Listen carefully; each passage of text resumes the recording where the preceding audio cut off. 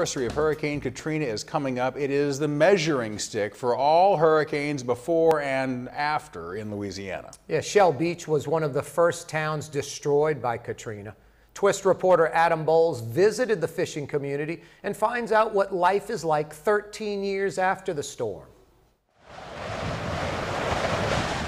She was a savage storm that wreaked havoc everywhere along the Gulf Coast, even in the quiet fishing village of Shell Beach. And this is what Shell Beach looks like today, 13 years after one of the most destructive hurricanes came through Louisiana. The destruction of Katrina still lingers in the air, with visible scars that never healed, but the people of Shell Beach are very resilient, living each day to the fullest. Our day starts very early.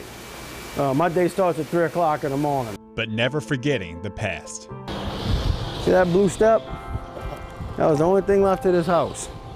Only thing left, the remnants left of where my house was. I had a 4-bedroom house here. It was a pretty big house. You can tell this is where my house was, right here. As you can see, it just looks like a bomb went off in this whole place. He lost everything, but his passion brought him back. Everybody wanted to come back fishing. You're never gonna stop fishing. That's why people come here, because they come here because of the fishing is so good. So good, it's now a thriving family business. This is what I'ma die doing. This is what I grew up doing, and I'ma die doing it. It runs in my blood. Salt water runs through my veins. You don't get no better than Shell Beach. I don't care how hard you try. You could go anywhere you want. This is it, man. This place here this is home, man.